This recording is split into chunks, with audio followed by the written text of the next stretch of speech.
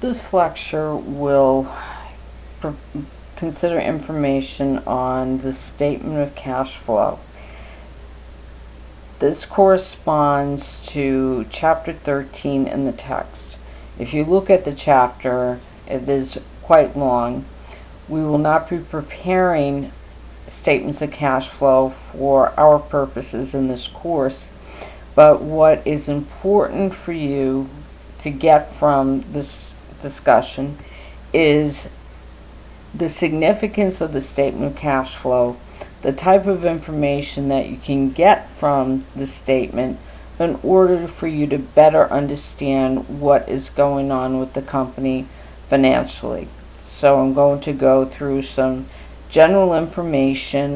There is a section in the project where you will have to answer some questions related to the statement of cash flow. So, why the statement of cash flow? What can we use a statement of cash flow for? First of all, it can possibly enable us to anticipate what the ability of the organization is to generate cash in the future. And of course, we know with any sort of entity, the ability to generate cash is going to mean long-term survival.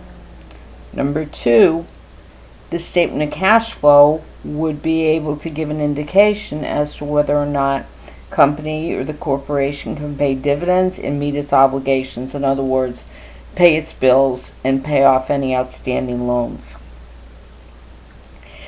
The operating activities section will enable us to look at the difference between net income and the net cash generated from operating activities. So if you think back to our discussion of adjusting entries, we distinguish between accrual accounting and cash basis accounting. And in accrual accounting, we said that revenue is recognized in the period in which it is earned, i.e. a service or a product has been delivered to the customers.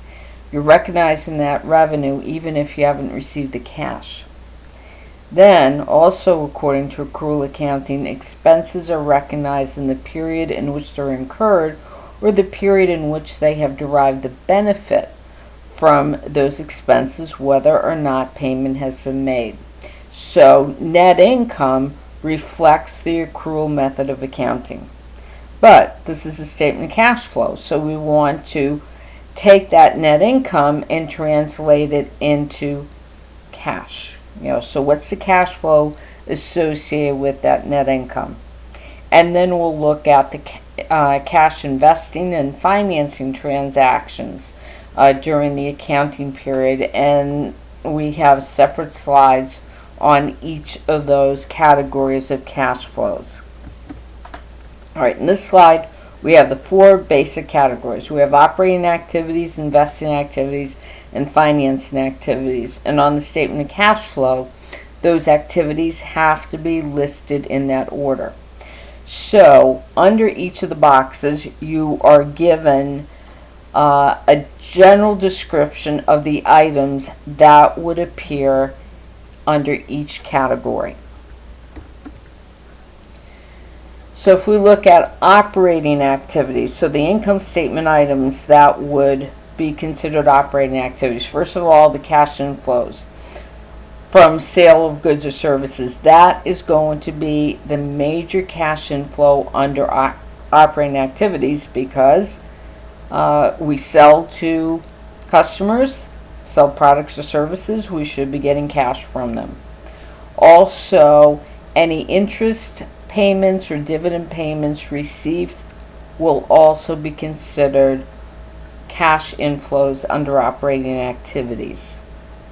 Cash outflows basically are related to operating expenses, and as you may remember from prior lectures is that the cash outflows would reflect the payment of the expenses that must be incurred in order for the company to operate. So if the company sells physical goods, they're going to have to pay the suppliers for their inventory.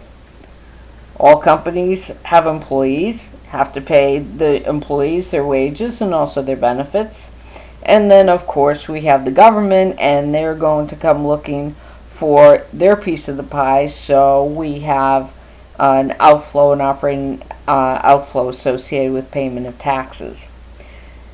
Then any payment of interest to lenders would also be considered an operating activity.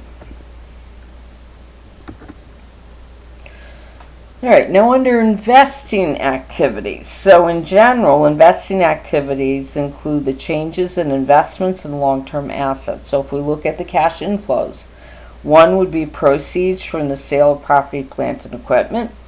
Second, proceeds from the sale of investments in debt or equity securities of other entities.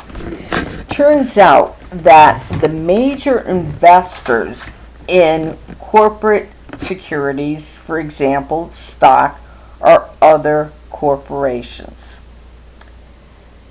Another cash inflow would be collection of principal on loans made to other entities. So a corporation may make loans to other corporations, or a business may make loans to customers. And of course, in the case of a corporation, they would be major customers that they may be making loans to. On the outflow side, we have purchase of property, plant, and equipment, purchase of investments in debt or equity securities of other entities, and also loans made to other entities. On the financing side, the cash inflows would be proceeds from sale of common stock. Well, in this case, it says sale of common stock. Later on in the semester, we will see that there's another type of stock, preferred stock, so that would be included there as well. And then proceeds from the issuing of debt. So it could be bonds, and bonds are considered debt securities, and they're long-term debt. And then notes. So notes could be short-term, they could be paid within 1 year, or they could be long-term where they're paid over a number of years. So some examples of notes would be mortgages, student loans, and also auto loans. On the outflow side, payments of dividends to stockholders is a financing activity. And then redemption of long-term debt. So the company buys back, let's say, bonds, or they might buy back some of their stock, i.e. treasury stock, and in the future the intent would be to resell it. So if they're purchasing back their stock, that is an outflow as well. Now we have some non-cash activities, and there are some examples here. So I'll just focus on the first one. Direct issuance of common stock to purchase assets. So this would be typical of a company that's just starting out. They don't have enough cash. So they may approach an entity from which they would like to get some assets. So in exchange for the assets they get, they may offer common stock or ownership in that corporation. So if you notice lower down the slide, at the bottom of the statement of cash flow, the corporation would have to include a separate schedule for the non-cash activity, and there would have to be a disclosure note in the financial statements. This slide gives us the basic format of the statement of cash flows, and as you notice, the order in which the categories of activities are listed: operating activities, investing activities, and financing activities. All right. Typically, the net cash provided by operating activities should be positive. Investing activities could be positive or negative. and financing activities could be positive or negative. So to calculate the net increase or decrease in cash, we would take the nets from each of the activity categories and we would add them, and of course if they're negatives they're being subtracted. So once we've come up with that net change in cash, then we would add or subtract it from the cash at the beginning of the period, and that should give us the cash at the end of the period. So if we were looking at a balance sheet, looking at comparative balance sheets, the cash at the beginning of the period would be the ending cash balance from the prior accounting period, and then the cash at the end of the period would be the ending cash for the current period, so that we should be able to reconcile the difference between the two on the statement of cash flows.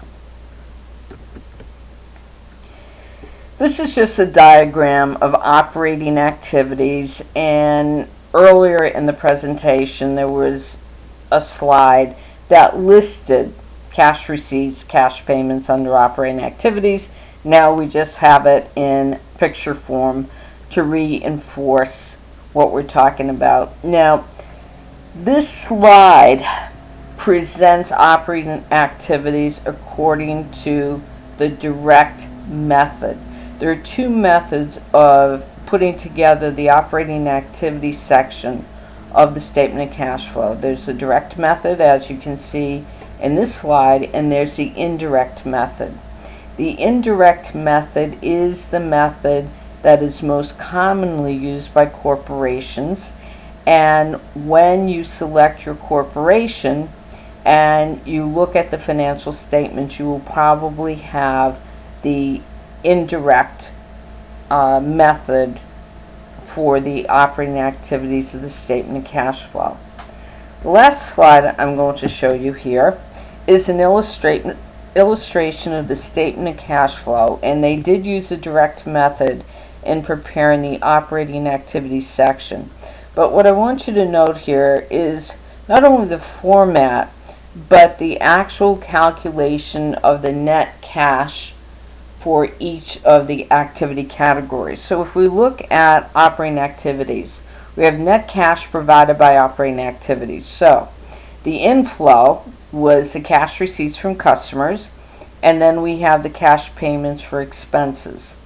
So since the cash receipts from customers is greater than the cash payment for expenses, we have a positive number for operating activities, and typically that is what we should be seeing with the corporations. All right, next activity mentioned or disclosed is the investing activities. So if we look at this, we have an inflow of $4,000 from the sale of equipment. We have purchase of a building of $120,000, and we have purchase of equipment of $25,000. So obviously this is going to be a negative number. So we're going to have net cash used by investing activities because the outflows are significantly higher than the one inflow from the sale of equipment. So we have net cash used by by investing activities of $141,000. Next, we come to the cash flows from financing activities. We have an inflow of $20,000 as a result of issuance of common stock. So in other words, this corporation sold stock to shareholders. We have an outflow, and that is the payment of dividends to the shareholders, and the outflow associated with the dividend payment is greater than the proceeds from the issuance of the stock. So we have net cash used by financing activities of $9,000, so another negative. So now that we have come up with the totals in each of the three activity categories, we have to calculate the net change in cash. So if we take the $172,000 from the net cash provided by operating activities, subtract the net cash used by investing activities of $141,000, and then the net cash used by financing activities of $9,000, we'll come up with a net increase in cash of $22,000. So then we would need the cash balance at the beginning of the accounting period, and in this case the statement of cash flow is being prepared for the year ended December 31st, 2017.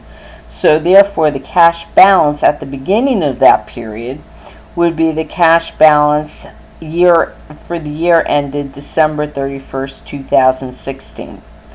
So if we take the net increase in cash and add that to the beginning cash balance, that should give us the ending cash balance. So if we were to look on the balance sheet for Computer Services Company, what we would see, if it's a comparative balance sheet, under 2016, we would see cash $33,000. For 2017, $55,000. And then at the bottom, we have a disclosure for a non-cash investing and financing activity. So that's the basic information that you need to know for the statement of cash flow, and as I said, this is information that you will be using in your project. And that is the end of our lecture on statement of cash flow.